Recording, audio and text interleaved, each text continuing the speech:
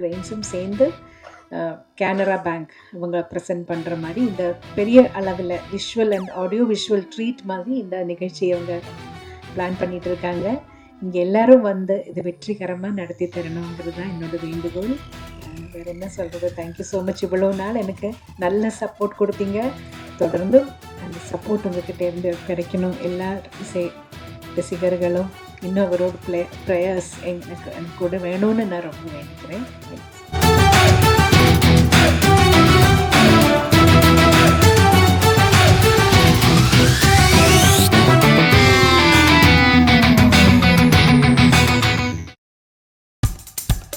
இப்போ நம்ம என்டர்டெயின்மெண்ட் ஆக போகுது பிளஸ். என்னது 5+ OTTs, 800+ பிளாக்பஸ்டர் மூவிஸ், அதுவும் 1+, 2+, 3+, மல்டி+ லாங்குவேஜஸ்லயா? Exclusive movies, brand new web series, இன்ட்ரெஸ்டிங்கான ஷார்ட் மூவிஸ். வாவ், இதுல இவ்ளோ பிளஸ் இருக்கா? இதுல இருக்க ஒரே ஒரு மைனஸ், அதுவும் நமக்கு பிளஸ் தான். மத்த எல்லா OTT-யை விட மைனஸ் பிரைஸ்ல, அதுவும் ஒரு நாளுக்கு ₹1 தான். OTT Plus டவுன்லோட் பண்ணி நான் என் சந்தோஷத்தை பிளஸ் ஆக்கிட்டேன். அப்ப நீங்க OTT Plus, இது ஆல் இன் ஒன் ஆப். உடனே டவுன்லோட் பண்ணுங்க. OTT Plus, இதுல எல்லாமே பிளஸ்.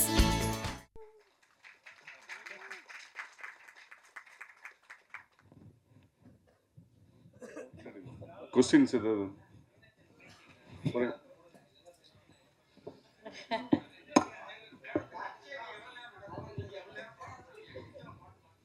மேடம்?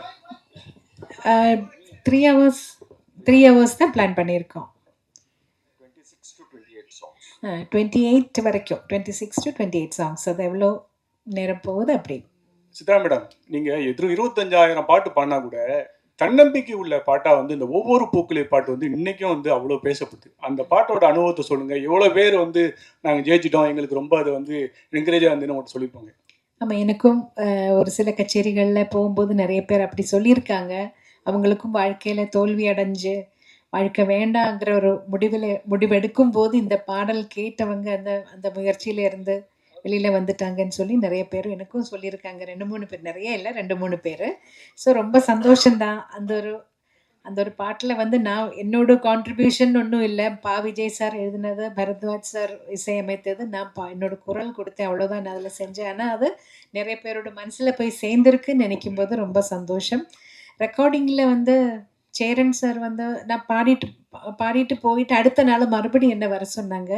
அதில் ஒரு சில வரிகள் இன்னும் கிளாரிட்டி வேணும் அப்படின்னு சொல்லி மறுபடியும் 2-3 லைன்ஸ் என்ன மறுபடியும் பாட வச்சாங்க. அப்படிதான் அந்த பாடல் வந்தது. இல்லை, என்னோட சேர்ந்து 4 சிங்கர்ஸ் இருக்காங்க.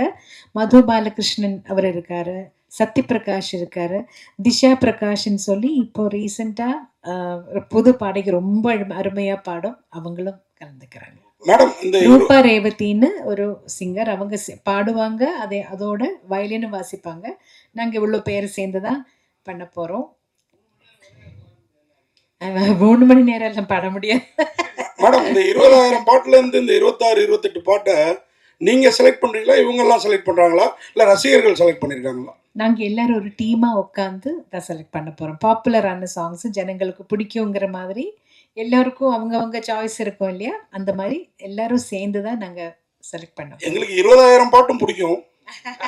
லிஸ்ட் போடுறது ரொம்ப கஷ்டம். இந்த லிஸ்ட் போடுறது ரொம்ப கஷ்டம். மேடம், நீங்கள் அறிமுகமாகி இத்தனை வருஷம் ஆயிடுச்சு, ஆனால் இது வரைக்கும் ஒரு தனி கச்சேரி பண்ணணும்னு ஏன் நினைக்கல? இப்போ ஆரம்பித்து பண்ணுறதுக்கு உண்டான காரணம் என்ன? அப்படின்னு இல்லை, நான் தமிழில் கச்சேரிகள் பண்ணியிருக்கேன். ஆனால் இந்த மாதிரி வெளியே பெருசாக அந்த கிராண்ட் ஸ்கேலில் பண்ணலை. நான் மலையாளத்தில் நிறைய கச்சேரிகள் பண்ணுறேன், தமிழில் கூட பண்ணியிருக்கேன். ஆனால் இவங்க செய்கிற மாதிரி இந்த மாதிரி ப்ரெஸ் எல்லாம் வச்சு ஒரு கிராண்ட் ஒரு ஸ்கேலில் ஒரு ஆடியோ விஷுவல் ட்ரீட் மாதிரி நான் இது வரைக்கும் செஞ்சதில்லை. நான் கொஞ்சம் ஆர்டினரியாக தான் போயிட்டுருக்கேன். மேடம், லைவ் கான்செப்டில் நம்ம ஏஆர் சாரும் இளையராஜா சாரும் வருவாங்களா? இன்வைட் பண்ணியிருக்கீங்களா? கண்டிப்பாக இன்வைட் பண்ணுவோம். அவங்க ஃப்ரீயாக இருந்தால் கண்டிப்பாக வருவாங்க. ஏன்னா வந்து இளையராஜா சாங் வந்து பாடினாவே வந்து அவர் ஏதாவது சொல்லுவார். அவர் ஏதாவது சொன்னார்னா உங்களோட பதில் என்ன? இந்த 28 சாங்குமே முறைப்படி எல்லா இடத்துலையும் அனுமதி வாங்கி தான் பண்ணியிருக்கு. ஸோ அதனால யாரும் எதுவுமே சொல்ல மாட்டாங்க. சித்ராமா, அச்சா, நீங்கள் அந்த ஃபர்ஸ்ட் ஓப்பனிங்கில் வந்து அந்த டிராயிங் ஒன்று காமிச்சிங்க. அந்த டிராயிங் வந்து இப்போதான் வந்து சொல்றீங்க அனுமதி வாங்கியிருக்கு. உங்களோட டிராயிங்ஸ் வந்து எனக்கு தெரியும், டிராயிங்லாம் வரைவேன்னு சொல்லியிருக்கீங்க. இங்கேருந்து தான் ஓப்பனிங் ஆச்சுன்றீங்க. சென்ட்ரல்லேருந்து என்ன ஓப்பனிங் ஆச்சு? எந்த பாட்டுக்காக உங்களை வந்து கூப்பிட்டு இந்த பாட்டு பாடுங்க அப்படின்னு சொன்னது? ஃபர்ஸ்ட் சாங் வந்து ஆக்சுவலி நான் என்ன தமிழ்நாட்டுக்கு இளையராஜா சார் அழைச்சதே பூவே பூச்சுடுவா படத்துக்காக. அதோட மலையாளம் வெர்ஷன் நோக்குத்தா தூரத்து கண்ணும் நட்டுன்னு ஒரு மூவி, ஃபாசில் சார் டைரக்ட் பண்ண மூவி. அதில் வந்து நான் பாடியிருந்தேன். நதியா மொய்து அவங்களும் இன்ட்ரொடக்ஷன். நானும் அப்போ தான் கொஞ்சம் ஸ்டார்ட் பண்ணிட்டு இருந்தேன் மலையாளத்தில் கூட. அப்போ ராஜா சார் அந்த மூவி பார்த்துட்டு அந்த ஹீரோயினுக்கு இந்த வாய்ஸ் சூட் ஆகுது, சரி இந்த வாய்ஸை யூஸ் பண்ணிக்கலாம், சென்னையில் வந்து கொஞ்சம் வாய்ஸ் டெஸ்ட் பண்ணிக்கிறேன், வர சொல்லுங்கன்னு சொல்லியிருந்தாரு. ஃபாசில் சார் தான் எனக்கு சொன்னார், நீங்கள் சென்னைக்கு போகும்போது ராஜா சாரை போய் மீட் பண்ணுங்கள், அவரை செக் பண்ண. முதல்ல இவர் கிண்டல் பண்ணுறாரு, ராஜா சார்கிட்ட எல்லாம் போவேன்னு நான் நிஜமாகவே எதிர்பார்க்கவே இல்லை. அப்படி தான் ராஜா சார்கிட்ட தாசண்ணாவோட மேனேஜராக இருந்த குஞ்சுண்ணின் வயலினிஸ்ட் அவர் தான் என்னை கூட்டிகிட்டு போகிறார் ராஜா சார்கிட்ட. அங்கே வாய்ஸ் டெஸ்ட் பண்ணி அடுத்த நாள், ஆனால் பூவே பூச்சுடவாக்கு முன்னாடி நீதான அந்த கோயிலுங்கிற படத்தில் பூஜைக்கு ஏற்ற பூவிதுங்கிற பாடல் பாட வச்சார்.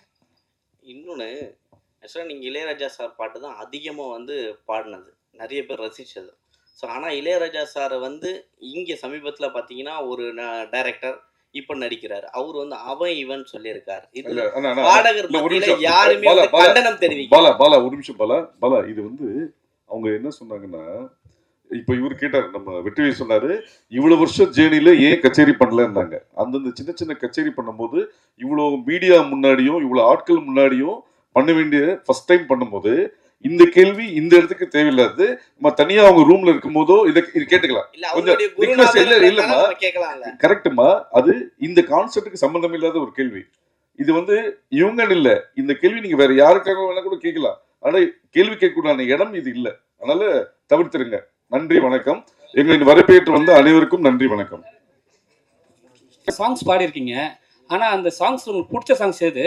ஏதாவது ஒரு சாங்ஸ் மிஸ் பண்ணியிருப்பீங்க, என்னை விட அந்த வேற யாராவது பெரிய ஆர்டிஸ்டோ சம்திங் பாடியிருப்பாங்க, அது ஏதாவது சாங்ஸ் ஞாபகம் இருக்கா உங்களுக்கு? மிஸ் ஆன சாங்ஸ் இருக்கு, அது என்ன பாட்டுன்னு எனக்கு தெரியாது. இப்போ ஒரு ராஜா சார் ரெக்கார்டிங் கூட ஒரு சம்டைம்ஸ் இருக்கலாம், ஏஆர் ரஹ்மான் அவரோட ரெக்கார்டிங் கூட சம்டைம்ஸ் கூப்பிடும்போது நான் ஊரில் இல்லைன்னா அந்த சாங் நான் மிஸ் ஆகிடும். அது எந்த பாட்டுன்னு எனக்கு தெரியாது, இல்லை அது வேறு யாரோ பாடி அது வெளில வந்திருக்கும். அது என்ன அந்த மாதிரி நிறைய இடத்துல எனக்கு மிஸ் ஆயிருக்கு. ராஜா சாரோடதும் மிஸ் ஆயிருக்கு, ஏஆர் ரஹ்மான் அவரோடதும் மிஸ் ஆயிருக்கு. நிறைய மியூசிக் டைரக்டர்ஸ் கிட்ட நான் கொஞ்சம் ட்ராவல் பண்ணுற டைமில் வர ரெக்கார்டிங்ஸ் நிறைய மிஸ் ஆயிருக்கு. எனக்கு இந்த உருவத்தில் டான்ஸ் பண்ணால் எப்படி இருக்கும்? மேடம் வாழ்த்துக்கள். முதல்ல இந்த 28 சாங்ல நீங்க பாடினது மட்டும்தானா இல்லை மற்ற சிங்கர்ஸ் பாடினது இருக்க போதா? நான் பாடின சாங்ஸ் தான் இருக்கும் நினைக்கிறேன். நாங்கள் கேட்டு வளர்ந்ததெல்லாம் எஸ்பிபி சித்ரா, மனோஜ் சித்ரா இப்படி கேட்டு தான் நாங்கள் வானொலியில் வளர்ந்துருக்கோம். இப்போ எஸ்பிபி சார் பாடின சாங்ஸும் மனோ பாடின சாங்ஸ் இதில் இருக்குமா? அதெல்லாம் யார் இருக்கும் கண்டிப்பாக. ரெண்டு மேல் சிங்கர்ஸ் இருக்காங்கல்ல, அவங்க மாற்றி மாற்றி பாடுவாங்க. மேடம் உங்களை சின்ன கோயில் சித்ரா தான் கூப்பிடுவாங்க. நீங்கள் 47 வருஷமாக பாடுறீங்க, 25,000 பாட்டு, 6 நேஷனல் அவார்டு, இப்போ பெரிய கோயிலாக இருப்பீங்க. இன்னைக்கு சைஸ்ல தான் பெரிய இல்லை ஆதரவு இல்லை. இப்போ உள்ள பாடகைகளை சின்ன கோயில்னு ஒரு உங்களுக்கு பிடிச்ச பாடகைகள் யார் சொல்லுவீங்க? ஒரு 2 மணி நேரம் சொல்லுங்க. ஐயோ நிறைய, இப்போ அதர் சிங்கர்ஸ் நிறைய பேர் நல்ல டேலண்டடாக இருக்கிற நிறைய சிங்கர்ஸ் இருக்காங்க.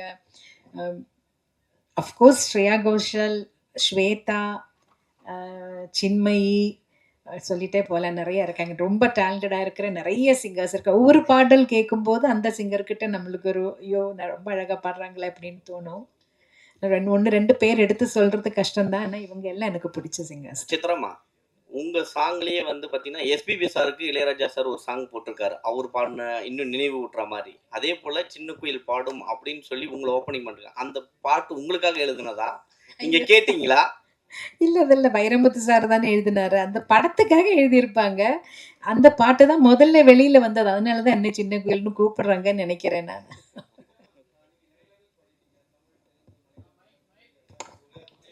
ஒரு நிமிஷம் பாலாஜி, ஒரு நிமிஷம் மைக்ல பேசுங்க. சித்ரா மேம் வணக்கம் அண்ட் வாழ்த்துக்கள். நீங்கள் நிறைய லாங்குவேஜ் பாடிருக்கீங்க, எஸ்பெஷலி தமிழ், தெலுங்கு, மலையாளம், கன்னடம், ஹிந்தி, அசாமி, ஒரியா, குஜராத்தி, போஜ்பூரி, ஹரியான்வி, துளுன்னு மிஸ் பண்ண லாங்குவேஜ் எது? நீங்கள் இந்த லாங்குவேஜ் மட்டும் பாடாமல் விட்டுட்டோம், ஏன்னா இந்தியன் லாங்குவேஜில் எல்லாமே பாடிருக்கீங்க. பஞ்சாபியும் பாடியிருக்கேன். ஆமாம், எந்த லாங்குவேஜ் மிஸ் பண்ணிட்டீங்க? குஜராத்தி பாடலன்னு நினைக்கிறேன். சரி, இன்னொரு கேள்வி. நீங்க எது பாடினாலும் அந்த வார்த்தைகள் ஸ்பஷ்டமா இருக்கும். அந்த லாங்குவேஜ் வந்து அவ்வளோ உணர்ந்து பாடுவீங்க. என்ன லாங்குவேஜ்ல எழுதி பாடுவீங்க ஜென்ரலா? நான் இப்போ எனக்கு தமிழ் எழுத படிக்க தெரியும். தெலுங்கு நான் எழுதி படிப்பேன். ஹிந்தியும் நான் வரும்போதே எங்களுக்கு கேரளாவில் ரொம்ப மஸ்ட்டாக ஹிந்தி கற்றுக்கணும் எல்லாரும். அதனால ஹிந்தி எழுத படிக்க தெரியும். பேச தான் வராது. என்னன்னு அந்த பழக்கம் இல்லாதனால என்னோட புக்கில் நான் எழுதிக்கும் போது நான் மலையாளத்தில் தான் எழுதுறேன். ஏன்னா எனக்கு இன்னும் மோர் ஈஸியர் அதனால. ஒரு ஃபைனல் கொஸ்டின். நீங்க பாட ஆரம்பிக்கும் போதெல்லாம் ஃபுல் ஆர்கெஸ்ட்ராவோட எல்லா ரிதம் செக்ஷன் எல்லாமே சேர்ந்து வாசிப்பாங்க. மேல் சிங்கர் ஃபீமேல் சிங்கர் வந்து போட்டி போட்டு பாடுவாங்க. இவங்க ஒரு சங்கதி போட்டு அவங்க ஒரு சங்கதி போட்டு அப்படியே அந்த பாட்டு அவ்வளோ அழகாக வரும். பட் இப்போ நீங்கள் வந்து ஒரு பஞ்சிங் சிஸ்டமில் நீங்கள் தனியாக பாடுறீங்க, வயலின் தனியாக எடுக்கிறாங்க, கிட்டார் தனியாக எடுக்கிறாங்க, ஃபுல் ஆர்கெஸ்ட்ரிஸ் தனியாக எடுக்கிறாங்க. அந்த ஃபீல் மிஸ் ஆகுதுன்னு நினைக்கிறீங்களா? அப்போ பாடும்போது இருந்த அந்த ஒரு உயிர் கண்டிப்பா அந்த ஃபீல் மிஸ் ஆகுதுன்னு தான் சொல்லுவேன் நான்.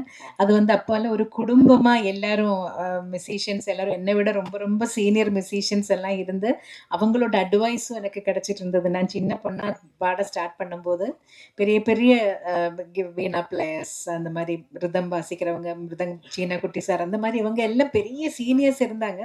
இவங்க எல்லாம் வந்து அட்வைஸ் பண்ணுவாங்க அந்த டைமில் எல்லாம் ஏதாவது. அப்போ எனக்கு ஒரு கிளாஸ் அங்கேயே கிடைச்சிட்டு இருந்தது. முதல்ல லைவ் ரெக்கார்டிங் நடந்துட்டு இருக்கும்போது ஒரு குடும்பமா இருந்த எல்லாரும் இப்ப பிரிஞ்சு போன மாதிரி, இப்ப யார் யார் இருக்காங்க, யாராடி உயிரோடு இருக்காங்கன்னு கூட தெரியாத மாதிரி ஆயிப்போச்சு. இப்ப அதுல ஒரு பெரிய ஒரு சங்கடம் எனக்கு உண்டு. ஏன்னா எல்லாரும் அந்த ஒரு குடும்பமா இருந்த அந்த ஒரு யூனிட்டி போயிடுச்சுன்னு நினைக்கிறேன். இப்ப எல்லாரும் தனித்தனியா ஒரு இடத்துல ரெக்கார்ட் பண்றாங்க. கூட யாரு மேல் சிங்கர்னு கேட்டா கூட சம்டைம்ஸ் டிசைட் பண்ணல, இனிமே தான் டிசைட் பண்ணணும்னு கூட சொல்லுவாங்க. ஸோ எல்லாமே அப்படி தனிமையிலே ஆயிப்போச்சு. ஃபைனலாக ஜானகி அம்மா பற்றி ஒரு வார்த்தை சொல்லுங்கள். சேர்ந்து நிறைய பாடல் பாடிருப்பீங்க, ஃபீமேல் டுவைட்லாம். ஜானகி அம்மாவோட நிறைய சேர்ந்து பாடல, 2-3 சாங், மேபி ஒரு 5-6 சாங்ஸ் அம்மாவோட சேர்ந்து பாடியிருப்பேன். ஆனால் என்னோட வாழ்க்கையில் என்னோட கரியரில் அவங்களோட இன்ஃப்ளூயன்ஸ் ரொம்ப இருக்குது. நான் பிறந்ததுல இருந்து கேட்டு வளர்ந்தது சுஷீலம்மா, ஜானகி அம்மா, வாணி அம்மா, ஜமுனா ராணி அம்மா, ஜிக்கி அம்மா, அவங்களோட பாடல்கள் கேட்டு தான் வளர்ந்தேன். ஆனால் ஜானகி அம்மா கிட்ட இன்னும் ஒரு ஸ்பெஷல் அட்டாச்மெண்ட். அம்மாவோட நேச்சர் அப்படின்னு நினைக்கிறேன். ரொம்ப நம்மளே ஒரு அம்மா மாதிரி எப்பயும் அணைச்சிப்பாங்க.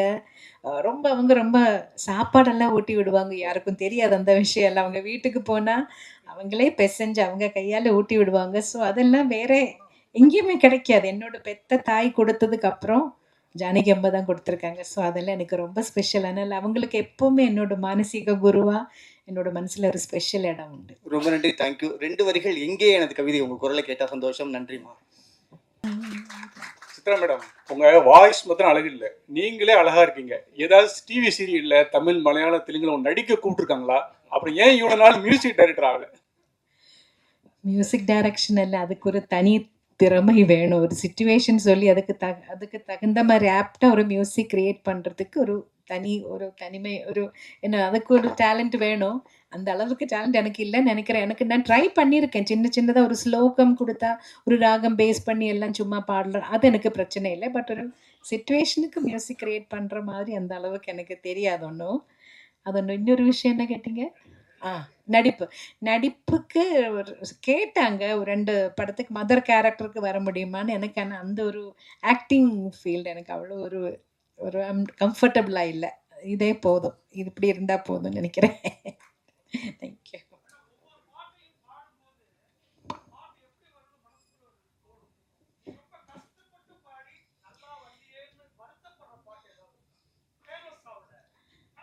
இல்ல, நான் கஷ்டப்பட்டு பாடி வெளியில வராத படங்கள்லாம் நிறைய இருக்கு, வந்திருக்காங்க. அப்படி இருக்கு, இல்லைன்னு சொல்ல முடியாது.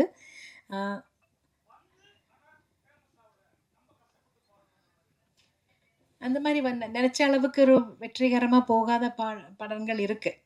எதுன்னு இப்போ நீங்க கேட்ட டக்குன்னு எனக்கு சொல்ல முடியல. பட் இருக்கு அந்த மாதிரி. நல்லா வரணும்னு நினைச்சுக்கிட்டது எங்கேயுமே எட்டாம போன சாங்ஸ் கூட வந்திருக்கு நிறைய. கஷ்டப்படுறது எல்லா பாட்டுக்கும் ஒரே மாதிரி தான் நம்ம எஃபர்ட் போட்டு தான் பாட போகிறோம். எதுவுமே ஈஸியாக பண்ணி இது கிடையாது. எல்லாத்துக்கும் அதோட ஒரு நம்ம எஃபர்ட் கண்டிப்பாக போட்டு தான் ஆகணும். சித்ராமா ஆக்சுவலா உங்க கூட வந்து சொல்லுங்க சார்.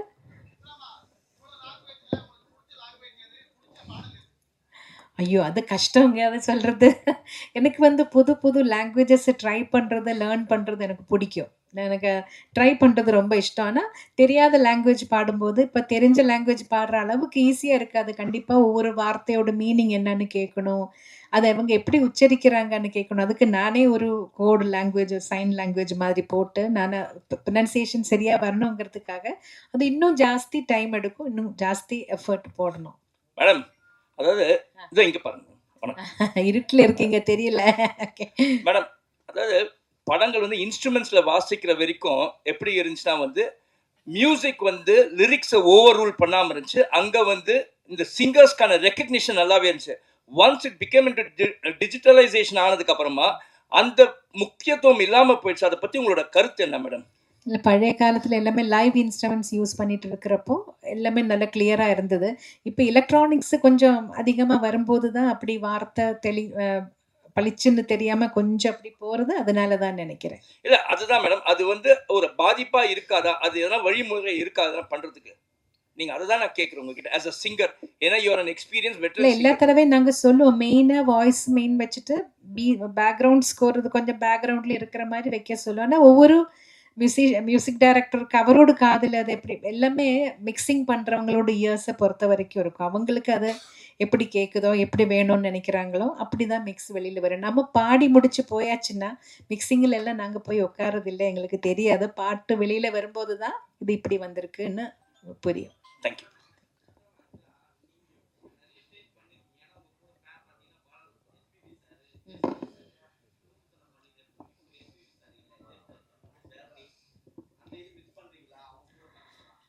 கண்டிப்பா மிஸ் பண்றோம். நான் ஸ்டார்ட் பண்ணது ஜெயசுதாஸ் சாரோட. அவர்கிட்ட இருந்து ஒவ்வொரு கச்சேரியில ரெக்கார்டிங்ல கூட பாடின அனுபவமே எனக்கு என்னோட மியூசிக்கல் ஜேர்னில ரொம்ப ஹெல்ப் பண்ணியிருக்கு.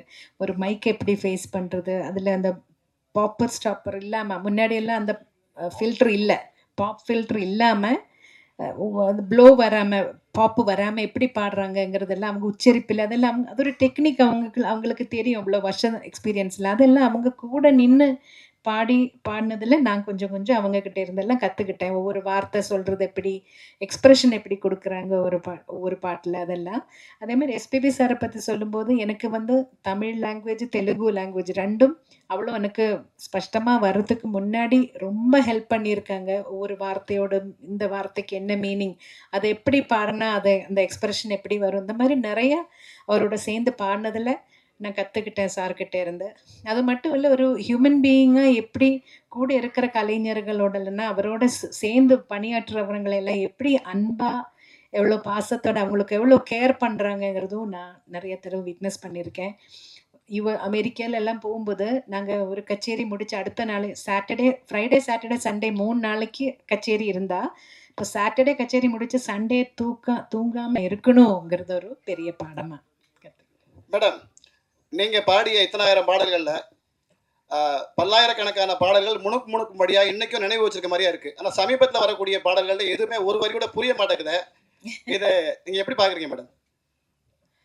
காலத்தோட மாற்றங்கள், அதை வந்து குறை சொல்றதை விட அதோட கூட என்ஜாய் பண்ணி போறது தான் பெட்டர்ன்னு நினைக்கிறேன் sir. Madam madam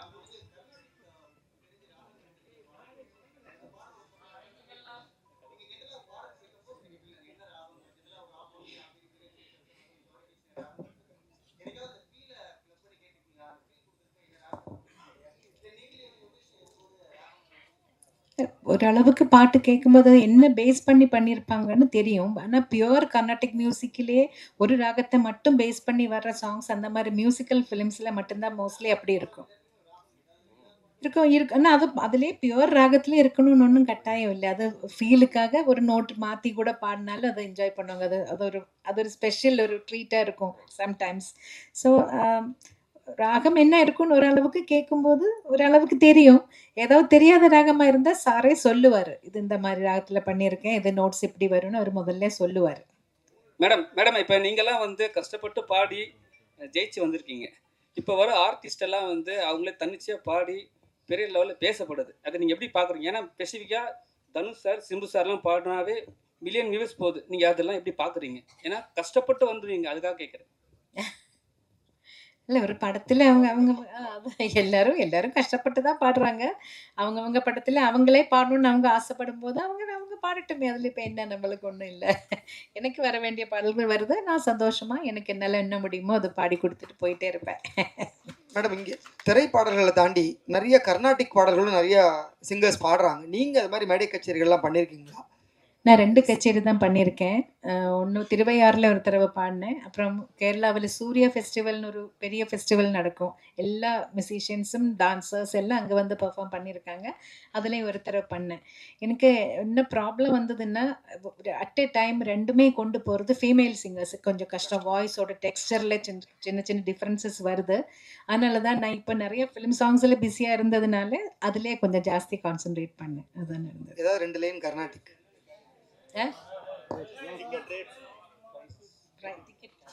Nice and great. Ticket rates. Tickets are available on insider.in and Book My Show. Starting rate வந்து 499, பின்ன 799. It's 500லேருந்து 4000 rupees வரை எல்லா ரேஞ்சிலையும் டிக்கெட் இருக்கு. ஆக்சுவலாக ரொம்ப காம்ப்ரஹென்சிவாக பிளான் பண்ணியிருக்கு. இந்த வாட்டி இந்த கான்செர்ட்டில் லைக் செட் எல்லாருமே ஃபேமிலியாக வரணும் தான் எதிர்பார்ப்பாங்க. ஸோ அதில் மேமோட இன்ட்ரெஸ்ட் என்னதுன்னா எல்லாருமே வரவங்க எல்லாருமே உட்காந்துட்டு நிம்மதியாக ஒரு 3 hour ரெஸ்ட் எடுத்துட்டு பீஸ்ஃபுல்லான ஒரு வாழ்க்கையை வாழ்ந்துட்டு போகணும்னு சொல்லிட்டு. ஸோ ஜென்ரலாக நீங்கள் ஒரு படத்துக்கு போகிறீங்கன்னா எவ்வளோ செலவு பண்ணுவீங்களோ ஒரு ஃபேமிலியோட அதே காஸ்ட்டில் இந்த ஷோ நீங்கள் எல்லாருமே செலவு பண்ணிட்டு ஜாலியாக பார்த்துட்டு போகிற மாதிரி தான் காஸ்ட் வச்சிருக்கு. 499லேருந்து ஸ்டார்ட் ஆகுது. சார் போன வாட்டி கூட கொடுத்தோம் சார், வரவே இல்லை சார். நீங்கள் எதுவுமே எழுதவும் இல்லை சார். என்ன சார் இப்படி பண்ணிட்டீங்க? சித்ரா நீங்கள் சொல்லக்கூடாது சார், நீங்களாம் ஃபேமிலி, நாங்கள் வரோன்னு சொல்லணும். அதுதான் கரெக்டான முறை. சித்ராமா 2 லைன் கர்நாடிக் ஏதாவது ஒரு கீர்த்தனை உங்க அந்த வாய்ஸ்ல.